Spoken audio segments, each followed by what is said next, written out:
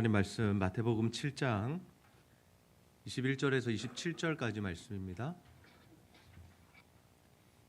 마태복음 7장 21절에서 27절 한 절씩 교독합니다. 나더러 주여 주여 하는 자마다 다 천국에 들어갈 것이 아니요 다만 하늘에 계신 내 아버지의 뜻대로 행하는 자라야 들어가리라.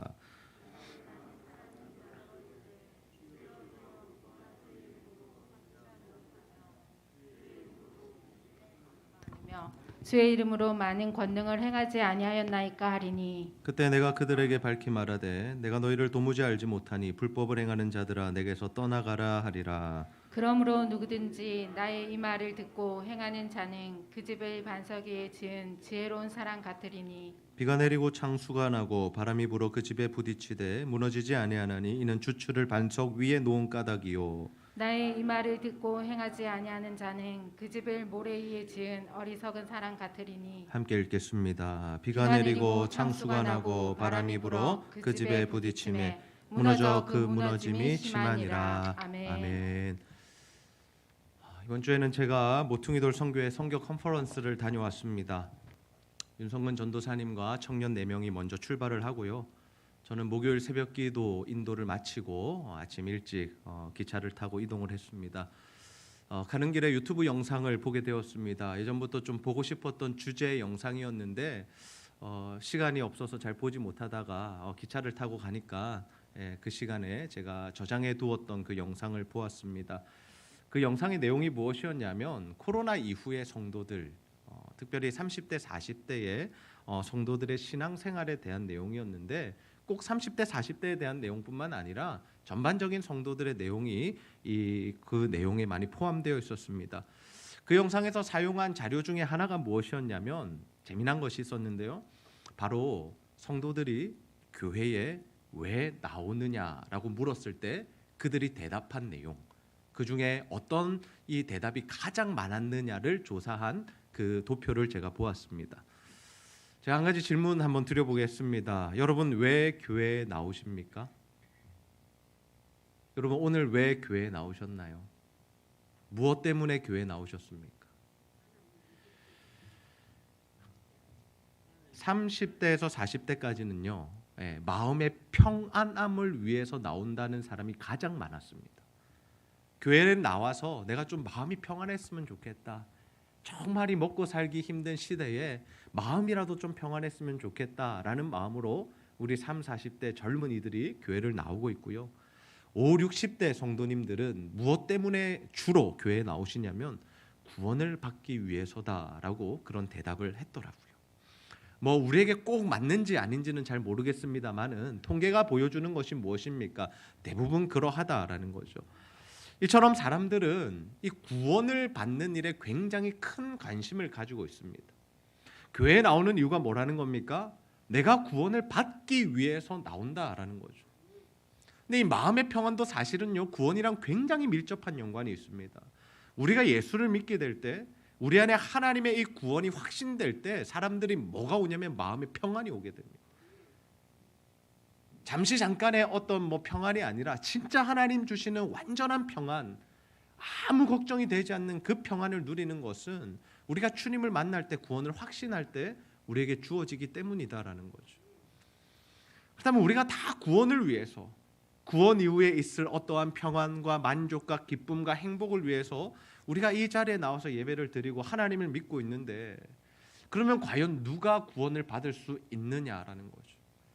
누가 구원을 받아서 천국에 들어갈 수 있고 누가 구원을 받아서 하나님 주시는 은혜들을 이 땅을 살아가면서 누릴 수 있느냐라는 겁니다. 우리는 이때까지 예수를 믿으면 구원을 받고 천국에 간다라고 배워왔습니다. 물론 맞는 말씀입니다. 그러나 천국 가는 일에 있어서 이 믿음이 정말 중요한데 이 믿음에 대해서 종교개혁자들이 뭐라고 이야기했습니까? 오직 믿음, 오직 믿음, 솔라 피데. 오직 믿음으로 너희가 구원을 얻는다. 행위가 아니라 너희들의 어떤 노력이나 어떤 행함이 아니라 너희들이 예수 그리스도를 믿으면 구원을 받는다라고 그렇게 가르쳐 왔습니다. 그래서 이 시대의 그리스도인들, 이 시대의 교회들, 종교개혁 시대부터 이 시대까지의 교회들이 가장 중요시했던 게 뭐냐면 구원의 확신이었습니다. 그래서 목회자들도 물었고 선교 단체들도 물었고 나가서 전도하는 사람들이 물었던 내용이 뭐냐면 당신 구원에 대한 확신이 있습니까? 였습니다. 당신 예수를 믿습니까? 오늘 죽으면 천국에 갈 수 있습니까? 이 문제를 집요하게 물어왔다라는 거죠. 내가 예수를 믿었다면 구원을 받는다라는, 천국에 간다는 확신을 가지고 살아야 한다라는 겁니다. 맞습니다. 맞는 이야기입니다. 그런데요, 여기는 뭔가가 빠져 있다라는 거죠.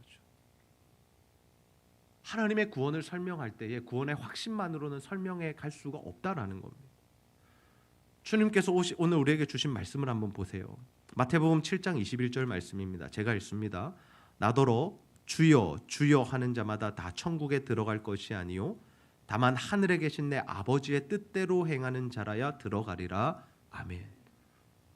여기서 주여 주여 한다는 건요, 어떤 의미냐면요, 그 시대의 주여라는 단어는 로드를 의미합니다. 나의 주인을 의미합니다. 예수님을 자신의 주인이라고 불렀던 사람들입니다. 주여 주여 했다는 것은 예수님을 자기의 주인으로 모시고 내가 예수님을 믿노라고 확신하고, 더 나아가서 나는 죽으면 천국에 가고 하나님 나라가 내 것이라고 생각하며 살았던 사람들이 바로 이 주여 주여 하는 자들이다라는 거죠. 근데 예수님께서 엄청난 이야기를 하고 계세요. 주여 주여 하는 자들이 다 천국에 들어가야 할 것 같은데 주님 뭐라고 말씀하시냐면 주여 주여 한다고 해서 천국 가는 것 아니다라고 말씀하고 계시다. 충격적이지 않습니까? 우리는 주여 주여 하면서 살아갑니다. 우리는 주님을 믿습니다. 주님 믿으면 천국 가는 것도 알고 있습니다. 그런데 그것만으로는 천국에 들어갈 수 없다라고 말씀하시죠. 뭐가 필요하다는 겁니까? 후반절 말씀을 보세요. 다만 하늘에 계신 내 아버지의 뜻대로 행하는 자라야 들어가리라. 아버지의 뜻대로 행하지 않으면 천국에 갈 수 없다라는 의미입니다. 아버지의 뜻대로 행하지 않으면 천국에 갈 수 없다. 자, 과연 이 말씀대로라면, 이거 제가 지어낸 이야기 아니고요, 한 신학자가 한 이야기 아니고요, 어떤 교수님이 하신 말씀이 아니고요, 주님이 우리에게 주신 말씀이에요. 주님이 제자들에게 주신 말씀이에요. 자, 이 말씀을 기준으로 했을 때 우리 중에 누가 천국에 갈 수 있을까요? 우리가 산상수훈의 말씀을 일주일 동안 묵상하고 설교를 들어왔습니다. 새벽기도 때. 정말 이 하나님의 말씀대로 살지 않으면 천국에 갈 수 없다라고 지금 주님께서 분명하게 말씀하고 계신데 우리 중에 누가 천국에 갈 수 있느냐고요. 목사님, 저는 천국 갈 수 있습니다. 저는 말씀대로 다 살았습니다. 주님 뜻 100% 지키며 살았습니다라고 대답하실 분 계신가요? 그러면 우리가 아버지의 뜻대로 행한다라는 것이 무엇인가를 알아야 합니다. 아버지의 뜻대로 행한다. 죄인된 본성을 가지고 태어나는 우리들이 100% 하나님의 뜻대로 살 수 있는가? 그럴 수 없습니다. 누구만 그 일이 가능합니까? 죄 없으신 예수 그리스도만이 가능한 일이죠. 그래서 우리가 그 예수 그리스도를 믿고 그 예수 그리스도의 십자가 보혈을 의지할 때 우리 안에서 일어나는 변화들이 있는데, 그 변화들이 뭐냐면 우리가 하나님 나라 백성의 성품을 가지게 된다라는 겁니다. 마태복음에 나타난 이 산상수훈의 말씀, 특별히 팔복의 말씀에서 우리에게 주시는 메시지가 바로 그것입니다. 너희들 누가 복된지 아니? 복된 사람은 하나님 나라를 사모하는 삶을 살아가는 사람들이야. 이 땅의 것들을 추구하고 이 땅에서 부자되고 성공하고 행복하고 건강하고 오래 사는 것, 자녀들이 좋은 데 가고 좋은 대학 가고 좋은 집에 시집가고 장가가는 것, 그래서 많은 연봉을 받고 다른 사람들보다 더 잘 살고 떵떵거리며 살아가는 것, 그것이 진짜 복이 아니라, 진짜 복은 하나님 나라를 사모하면서 그 나라에 갈 준비를 하면서 그것을 가장 귀하게 여기면서 살아가는 거야. 그것은 뭘로 우리에게 표출되는 겁니까? 가치관, 생각, 행동, 말투. 다시 말해서 하나님 나라 백성의 성품이 우리 안에 들어오기 시작하고, 그렇게 우리가 점점 변하게 된다라는 거죠. 사도 바울을 기억해 보십시오. 사도 바울이 주님을 모를 때는요, 주님을 믿는 사람들을 핍박하고 감옥에 가두는 일을 했던 사람입니다. 근데 그가 다메섹으로 가서 다메섹에 있는 예수 믿는 사람들 또 잡아가서 감옥 가두려고 가는 길에 누굴 만나요? 주님을 만나게 됩니다. 주님을 만났을 때 그가 묻습니다. 주여, 당신이 누굽니까? 주님 대답하시죠. 네가 핍박하는 예수다. 그때 사도 바울이 꼬꾸라지는 겁니다. 그리고 묻습니다. 주님, 내가 무엇을 해야 합니까? 너 복음 전하는 삶을 살아라. 그 주님을 만나고 사명을 받았던 사도 바울이 죽기까지 어떤 삶을 살아갔습니까? 주님의 복음을 전하는 삶을 살아갔죠. 삭개오도 마찬가지였죠. 삭개오가 평생 세리 일을 하면서 세리의 직업을 가지고 세리장까지 올라가면서 자신의 백성들 돈을 갈취하고 되게 나쁜 삶을 살았습니다. 로마 정부에게 바쳐야 할 돈이 10불이라면 사람들에게는 20불씩 걷어가지고 10불은 인마이 포켓하고 10불은 세금 내고, 그게 세리들이 하는 일이었습니다. 그래서 그 당시에 살았던 유대인들이 뭐라고 이야기하냐면 세리와 죄인과 창기들은 지옥 간다라고 분명하게 정죄하고 비판하고 판단했던 자들이 바로 세리입니다. 거기서 장까지 올라갔다면요, 얼마나 더 많은 일을 했을까요? 나쁜 짓을. 근데 그 세리가요, 예수님을 만났습니다. 예수님이 오시는 것을 보고 그 예수님을 자신의 집에 영접하고 주님과 교제하면서 주님의 말씀을 들으면서 어떤 변화가 일어난 겁니까? 아, 내가 잘못 살았구나. 야, 내가 한 짓이 정말 하나님 나라에 맞지 않는 일이구나. 그래서 삭개오가 회개했던 게 무엇입니까? 주님, 제 재산의 절반을 가난한 자들에게 나눠주겠습니다. 그리고 제가 남의 것을 빼앗고 갈취한 것이 있으면 내가 그들에게 4배로 갚아주겠습니다 라고 이야기를 하죠. 아마 끝났을 겁니다. 재산이 하나도 남지 않았을 겁니다. 삭개오는. 왜요? 다 갈취한 거니까요. 절반을 나누어 주었으니까요. 근데 주님이 그 회개를 받으시고 뭐라고 하시냐면 이 집에 구원이 임했다라고 말씀하시죠. 이 집에 구원이 임했다. 주님을 만난 사람들은 이러한 성품의 변화들, 하나님 나라를 사모하는 마음으로 자신이 추구해왔던 모든 것들을 내려놓고 버릴 수 있는 변화들을 가졌다라는 거죠. 물론 더디게 변한 사람도 있습니다. 누굽니까? 예수님의 12 제자들입니다.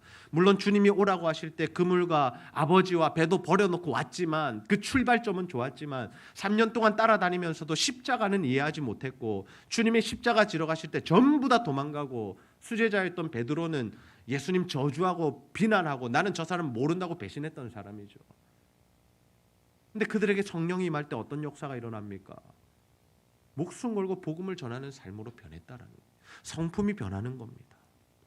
예수를 믿으면요, 반드시 우리가 변화가 됩니다. 아, 저는 옛날부터 이랬습니다. 저는 성격이 원래 이렇습니다. 아니요. 하나님이 살아계심을 체험하고 주님을 깊이 만난 사람들은 변화될 수밖에 없습니다. 그 주님 앞에 꼬꾸라지는 그 경험들이 여러 번 있어지면 절대로 자기 성질대로 살 수가 없다라는 거죠. 하나님 나라의 성품이란 무엇인가요? 하나님 나라의 성품은요, 하나님 나라를 사모하는 겁니다. 하나님 나라를 사모하는 겁니다. 그래서 정말 내가 하나님을 더욱더 사랑하는 겁니다. 세상이 아니라 하나님을 더욱더 사랑하는 것이 하나님이 우리에게 허락하신 하나님 나라 백성의 성품입니다. 우리 한번 자신 한번 돌아봅시다. 우리는 하나님 나라를 향한 갈망이 있습니까? 정말 이 세상은 내 집 아니네, 내가 거할 곳은 저 본향 천국이네 라는 그 믿음의 고백을 가지고 이 세상에 자꾸 미련을 두는 것이 아니라 정말 주님을 사랑해서 주님이 보고 싶어서 주님과 함께하고 싶어서 정말 오늘이라도 내일이라도 주님 불러가신다면 나는 너무나 행복하겠습니다라는 마음이 우리 안에 가득 차 있느냐라는 거죠. 만약에 우리가 신앙생활을 하고 주님을 믿었고 교회도 나오고 있고 헌금도 하고 봉사도 하고 헌신도 하고 여러 가지 일들을 하고 있는데 하나님 나라를 사모하는 마음이 점점 커지는 것이 아니라 내 안에 여전히 세상을 향한 마음들이 더 커지고 있다라면, 그 욕심들이 더 많아지고 있다라면, 하나님을 사모하는 것이 아니라 하나님이 주시는 이 땅의 것들에 대해서만 자꾸 관심이 가고 있다면 과연 우리가 천국에 갈 수 있을까? 과연 우리가 하나님 나라 백성일까?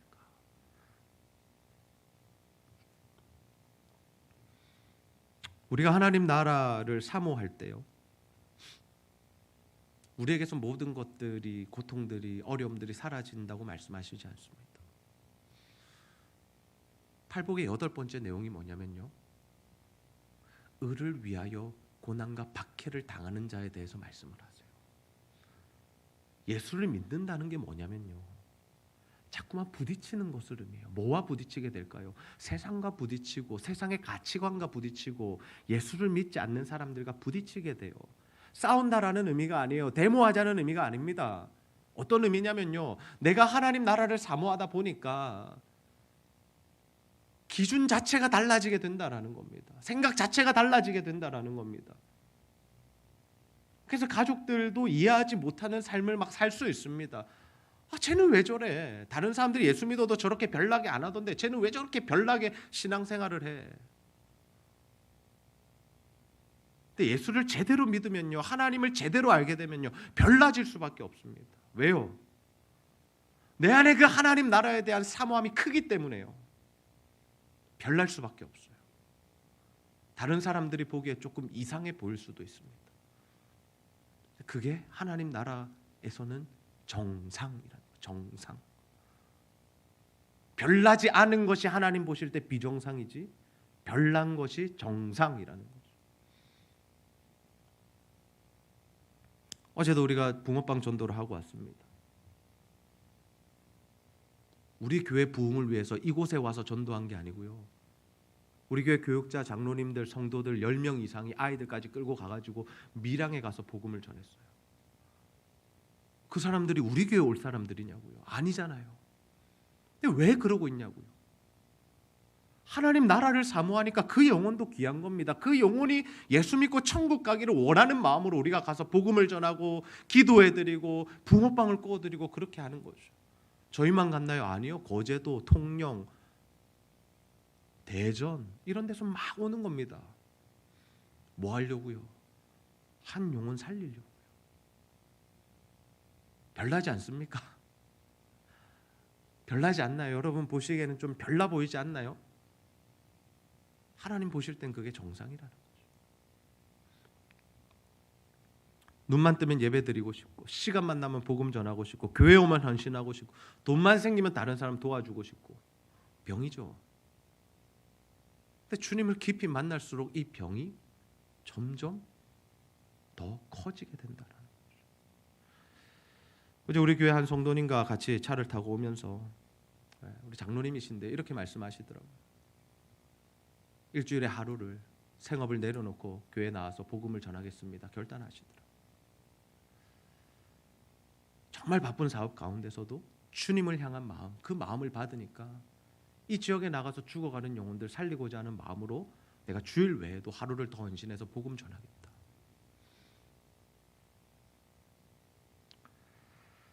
우리가 그런 삶을 살아서 받는 고난이 뭐냐면요, 의인이 받는 박해입니다. 굳이 하지 않아도 되는 헌신, 굳이 내지 않아도 되는 시간, 평범하게 살아도 되는 그 삶을 사는 것이 아니라 하나님 말씀 주시고 감동 주실 때 그것에 반응하다 보니까 다른 사람들이 볼 땐 좀 별나 보이고 무리되게 보이고 저 사람 왜 저렇게까지 하나라고 싶은 그 삶을 살 때 받는 고난과 핍박들, 그것이 하나님 나라 백성들의 삶이다라는 거죠. 우리에게 그러한 박해가 있느냐 한번 돌아보기를 원합니다. 우리에게 그러한 박해가 있느냐? 왜 우리는 자꾸만 북한에 있는 지하교회 성도들만 고난받아야 된다고 생각합니까? 왜 우리는 자꾸만 중국에 있는 선교사들만 자꾸 추방당하고 공안에게 끌려가야 한다라고 생각합니까? 왜 이 시대에 고난이 없다라고 그렇게 생각하며 살아가십니까? 의인을 위하여 우리가 적극적으로 하나님 나라를 위하여 살아갈 때 의인이 받는 박해 우리에게도 임하게 됩니다. 만약 그 박해가 고난이 없다라면 우리는 진심으로 돌아봐야 합니다. 내가 하나님 나라 사모하는 삶을 살아가고 있는가? 오늘 말씀에서 이해하기 힘든 부분이 하나 있었습니다. 그게 뭐냐면요, 예수의 이름으로 능력까지 나타냈는데, 능력의 삶을 살았는데 그들도 천국 가지 못한다는 말씀이었습니다. 우리 마태복음 7장 22절에서 23절 한번 읽어볼까요? 시작. 그날에 많은 사람이 나더러 이르되 주여 주여 우리가 주의 이름으로 선지자 노릇하며 주의 이름으로 귀신을 쫓아내며 주의 이름으로 많은 권능을 행하지 아니하였나이까 하리니 그때에 내가 그들에게 밝히 말하되 내가 너희를 도무지 알지 못하니 불법을 행하는 자들아 내게서 떠나가라 하리라. 아멘. 아멘. 마지막 날에는 어떤 날이냐면요, 주께서 심판하시는 날을 마지막 날이라고 합니다. 마지막 날에 이 이야기를 했다는 것은요, 심판대 앞에 섰다는 것을 의미합니다. 근데 심판대 앞에 섰을 때 너는 천국이 아니라 너는 지옥이라고 분류된 사람들이 이 말을 했다라는 거죠. 어떤 말을 합니까? 주여 주여, 똑같은 말이죠. 아까 주여 주여 하는 자마다 주여 주여, 우리가 주의 이름으로 선지자 노릇을 했습니다. 우리가 주의 이름으로 귀신을 쫓아냈습니다. 우리가 주의 이름으로 많은 권능도 행했습니다. 엄청난 일들을 했다라는 거죠. 하나님의 나라에 엄청난 일들을 했다라는 겁니다.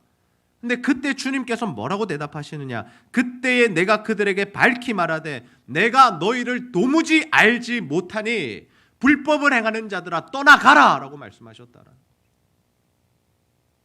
우리가 주님의 이름으로 엄청난 일들을 했는데요, 사람도 살리고 기적도 베풀고 병든 자도 고치고 귀신도 쫓아냈는데요, 주님 지금 뭐라고 말씀하시는 거예요? 아니, 나 너희들 몰라.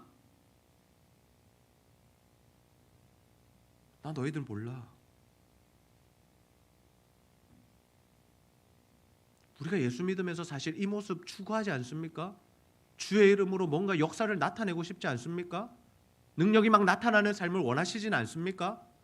손만 대면 병이 낫고 투자하는 것마다 돈이 되고 집을 샀는데 갑자기 2배, 3배로 꽁충꽁충 가격이 오르고 자녀들이 막 좋은 대학 들어가고 좋은 데 취직되고 전부 다 우리 그거 원하고 있지 않습니까? 그냥 우리가 원하는 게 아니라 주의 이름으로 그 사역하고 싶지 않느냐라는 겁니다. 주의 이름으로. 근데 왜 예수님은 그들을 모른다고 하셨을까요? 왜 모른다고 하셨을까요? 왜 불법을 행하는 자야 떠나가라고 말씀하셨을까요? 너희들 천국 못 간다라고 단정지어서 말씀하고 계실까요? 그 이유를 우리가 알아야죠. 그 이유가 어디에 있냐면요, 그들은 자기의 영광을 위하여 일했기 때문입니다. 주의 이름으로 일했지만 자기의 영광을 위해서 헌신을 하되 사역을 하되 자기를 위해서 한 것이죠. 사람들이 볼 때는 굉장히 신앙이 좋고 믿음이 좋은 사람으로 비춰질 수 있습니다. 그런데 그 마음 깊숙이는 뭐가 들어가 있는 겁니까? 자신의 영광을 위하여 이 일을 했다라는 이 마음이 들어가 있다라는 거죠. 저는 이 말씀을 묵상하고 설교를 준비하면서 정말 조심해야겠다. 정말 조심해야겠다. 이 그냥 흘려갈 말씀이 아니구나. 이 너무너무 소중한 말씀이고 귀한 말씀이구나. 지금처럼 교회가 성장하고 부흥할 때 이러한 마음들이 우리 안에 틈타기가 쉽습니다. 일이 되어질 때 어떻게 생각되는 겁니까? 내가 하는 것처럼 생각되는 겁니다. 우리의 힘으로 뭔가 이룬 것처럼 착각하는 겁니다. 그러나 기억하십시오. 교회의 주인은 예수 그리스도십니다. 주인이 예수 그리스도시다는 의미는 내가 영광 받을 자리는 하나도 없다는 겁니다. 아버지만 영광 받으셔야지 내가 그 자리에 서서 영광을 받고자 하면, 우리도 주님이 뭐라 말씀하세요? 아니, 난 너희들 몰라. 너희들 불법을 행한 자야. 제가 목회를 하면서 개인적으로 하나님 앞에서 굉장히 조심하려는 부분이 하나 있습니다. 목회자가 3가지 문제로 많이 넘어진다고 이야기를 하죠. 돈 문제, 또는 스캔들의 문제, 또 권력의 문제, 이런 것들입니다. 물론 그런 것을 위해서도 여러분이 저를 위해서 기도해 주셔야 되고, 저도 그 죄들과 피 흘리기까지 싸우는 그런 저의 처절한 혈투가 필요할 것입니다. 그러나 더 궁극적으로 제가 조심하려는 것 하나가 무엇이냐면, 목사로서 이 교회가 내 교회다, 이 교회는 내가 개척한 교회다라는 마음이 드는 것을 굉장히 조심하고 있습니다. 하나님의 것인데 내 것이라는 생각이 들면요, 그 생각이 저를 딱 지배해버리면요, 제 목회 인생은 끝난다라고 저는 판단하고 있습니다. 왜 그렇습니까? 하나님의 것을 내 것이라고 생각하는 그 순간부터 그 사람은 변질되고 추해지기 때문이죠. 그 생각이 들어와 있으면요, 사역을 하면 할수록, 열매를 맺으면 맺을수록, 교회가 부흥하면 부흥할수록 그것은 오히려 더 문제가 됩니다. 왜요? 다 나의 영광이 되기 때문에 하나님이 영광 받으시는 것이 아니라 내 공로가 되고 내 자랑이 되고 나의 어떠함이 되기 때문에 너무나 위험한 일이다라는 거죠. 우리가 신앙생활하면서 절대로 그 생각이 우리 안에 들어오지 않도록 날마다 깨어 기도해야 할 줄로 믿습니다. 만약에 그 생각이 자꾸 사단이 틈탄다면 대적하며 기도하십시오. 그 즉시 기도하십시오. 그 생각을 머물러 두게 하지 마시고 반드시 그것을 날마다 끊어내시면서 하나님 앞에 기도하시기를 소원합니다. 그렇다면 이러한 위험성이 신앙생활에만 있느냐라는 거죠. 그렇지 않아요. 우리의 일상생활에 너무나 많이 이런 위험들이 도사리고 있습니다. 어떤 위험인지 아시나요? 우리 안에 자녀들을 키우면서요, 이 생각이 너무나도 자주 들어와요. 어떤 생각이요? 내 자식인데 하는 생각이요. 내 자식인데라고 생각하니까 내 마음대로 키우고 싶은 겁니다. 내 뜻대로 자라주기를 원하는 겁니다. 내가 바라는 어떤 이상향을 가지고 자녀를 키우기 시작하는 겁니다. 되면 어떻게 됩니까? 교만해집니다. 내 자녀가 이렇게 됐다고, 내 자녀가 이렇게 성장했다고, 내 자녀가 잘 됐다고, 내 자녀가 좋은 대학 갔다고 전부 다 망하는 길입니다. 안 되면요, 싸우는 겁니다. 우울한 겁니다. 힘든 겁니다. 내 뜻대로 안 되니까. 내 것이라고 생각하면 망하는 겁니다. 내 것이라고 생각. 사업하시면서 그런 생각 안 해보셨나요? 이거 내가 피땀 흘려 일군 기업인데, 내가 평생을 바쳐서 세운 기업인데, 이거 내 건데, 내 건데. 직장생활 하시면서 또 수입을 사용하시고 재정을 사용하시면서 이거 내 건데, 내 건데. 여러분, 이 세상에 내 것은 단 하나도 없습니다. 아멘입니까? 하나도 없습니다. 우리의 생명, 건강, 가족, 자녀, 직장, 사업 전부 다 마찬가지. 목회, 교회 전부 다 마찬가지입니다. 전부 다 하나님 거고요. 그럼 우리는 뭐 하는 사람들이냐? 하나님 것을 맡아서 하나님의 일을 감당하는 청지기들이다라는 거죠. 이 질서가 바로잡히지 않으면요, 우리가 열심히 하면 할수록 망가지게 됩니다. 열심히 하면 할수록 망가지게 됩니다. 그래서 우리가 해야 할 일은 뭐냐면, 하나님께서 맡기신 자리에서 하나님께서 하라고 하시는 일을 하다가 하나님 너 여기까지야 하면 거기서 그만두면 되는 겁니다. 자리를 옮기라 하시면 옮기면 되고요, 이것까지 하라고 하시면 하면 되고요, 이제는 좀 다른 것 해볼래 하시면 다른 것 하면 되고요, 마음을 더 열어주셔서 더 많은 사람들 품게 하시면 더 많은 사람들 품으면 되고요. 기준이 어디에 있는 겁니까? 주인 되신 아버지 하나님께 있는 겁니다. 우리 신앙생활하면서 절대로 하나님의 영광을 가로채려고 하지 맙시다. 우리의 일상생활과 신앙생활을 통해서 하나님의 자리에 앉으려는 그 교만함들, 그 죄를 짓지 않는 저와 여러분이 다 되시기를 소원합니다. 주님은 그런 자들에게 말씀하신 거예요. 나는 너를 모른다. 불법을 행하는 자에 물러가라.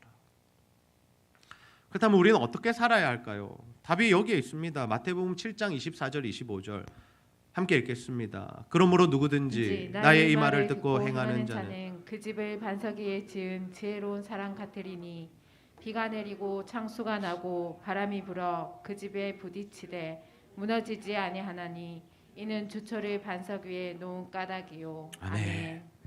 뭐 하면 되는 겁니까? 하나님 말씀하시면 그대로 행하면 되는 겁니다.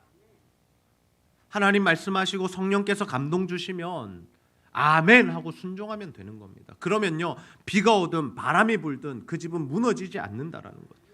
끝까지 주님께서 지켜주시는 믿음으로 승리하다가 천국 가는 삶을 살 수 있다라는 겁니다. 하나님 말씀대로 사는 거 완벽하다는 것 의미하지 않습니다. 저도 완벽하지 않아요. 신앙생활 50년 하셔도 여러분도 완벽하지 않아요. 죽기까지 우리는 완벽하지 않을 겁니다. 그러나 부족할 때도 있고 실수할 때도 있고 죄로 인하여 넘어질 때도 있지만 중요한 게 어디에 있느냐? 우리가 그 실패의 순간, 실수의 순간, 넘어지는 순간에도 주님을 붙들 수 있어야 한다는 거예요. 그 반석이 주님이시잖아요. 반석 위에 집을 세워야 한다는 것은 주님이 우리 삶의 기초가 되시고 주님이 우리 신앙생활의 기본이 기초가 되셔야 한다는 거예요. 하나님께서 주시는 말씀 하나부터 순종해 보십시오. 하나부터 순종해 보십시오. 자꾸 머리로 판단하시고 계산하시고 할까 말까 고민하지 마시고 기도해 보겠다 하지 마시고 하나님 말씀이 떨어질 때 아멘 하고 순종하십시오. 그러면 역사는 일어나게 됩니다. 이번에 컨퍼런스에 참석한 우리 청년들 오후 예배 때 간증을 할 텐데요. 4명이 참석했거든요. 전부 다 하나님을 만나고 전부 다 하나님의 은혜를 체험했습니다. 제가 아이들을 자꾸 그런 데 가자고 하는 이유가 있습니다. 왜 가자고 하시는 줄 아세요? 저는 누구를 신뢰하냐면 은혜 베푸실 하나님을 신뢰하기 때문입니다. 제가 은혜 주는 거 아닙니다. 거기 설교하시는 목사님이 은혜 베푸는 게 아니고요. 그 은혜의 자리를 준비하기 위해서 하나님께서 예정해 놓으신 그 자리에 우리가 갈 때 하나님께서 부어주시는 은혜들이 있다라는 거죠. 하나님께서 교회를 통하여 일하실 때에 그렇게 일하신다라는 겁니다. 예배에 참석할 때 하나님 은혜 베푸시는 줄 믿으시기를 바랍니다. 헌신의 자리에 들어갈 때 하나님 더 큰 은혜 베푸시는 줄 믿으시기를 바랍니다. 하나님께서 우리를 통하여 일하기 원하실 때 그 자리에 헌신하면 우리가 뭘 잘나서 하는 게 아닙니다. 대단해서 하는 게 아닙니다. 저는 말도 못하고 어둔하고 그렇지만 하나님께서 일하시기 때문에 자리에 있기만 하면 하나님께서 놀라운 일들을 펼쳐가신다라는 거죠. 아이들이 눈물을 흘리면서 서로를 위로하고 격려하는 그 자리까지 나아간 것을 보고 하나님께 너무 감사했습니다. 하나님 너무 감사합니다. 하나님 이들을 회복시켜 주셔서 너무나 감사합니다.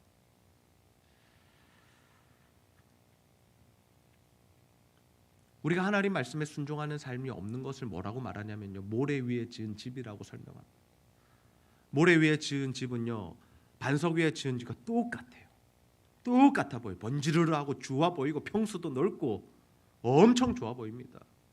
근데 바람이 불고 비가 나면 딱 어떻게 되는 줄 아세요? 무너져버려요. 무너져. 최근에 뉴스 보니까 신축 빌라인데 엘리베이터에서 물이 막 쏟아지는 모습이 있더라고요. 잘못 지은 거잖아요. 부실공사잖아요. 겉으로 볼 때는 아무 문제 없었습니다. 분양하니까 이제 살 수 있다고 생각했습니다. 집에 가니까 벌써 결로가 생기고 곰팡이가 피고 엘리베이터에서 물이 쏟아지고 끝나는 겁니다. 처음부터 잘 지으셔야 됩니다. 처음부터. 기초를 든든히 하셔야 됩니다. 기초가 주님께 있어야 됩니다. 여러분이 하는 모든 신앙생활들, 사역들, 삶들 다시 한번 돌아보십시오. 주님이 기초되어 있지 않다면 지금 다 무너뜨리십시오. 그냥. 더 지으면 지을수록 여러분 더 크게 무너지게 될 겁니다.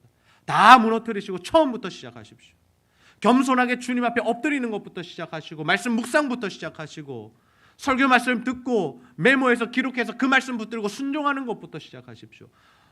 크고 위대한 사역하는 게 중요한 게 아닙니다.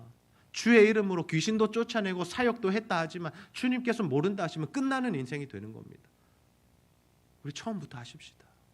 저도 처음부터 할 겁니다. 그래서 주님 사랑하는 마음으로 주님 너무나 간절히 사모하는 마음으로 주께서 주시는 말씀에 한 걸음 한 걸음 반응하며 살아가는 그 사람들에게 주어지는 은혜가 뭐냐? 로마서 8장 38, 39절 제가 읽습니다. 내가 확신하노니 사망이나 생명이나 천사들이나 권세자들이나 현재 일어나 장래일이나 능력이나 높음이나 깊음이나 다른 어떤 피조물이라도 우리를 우리 주 그리스도 예수 안에 있는 하나님의 사랑에서 끊을 수 없으리라. 아멘.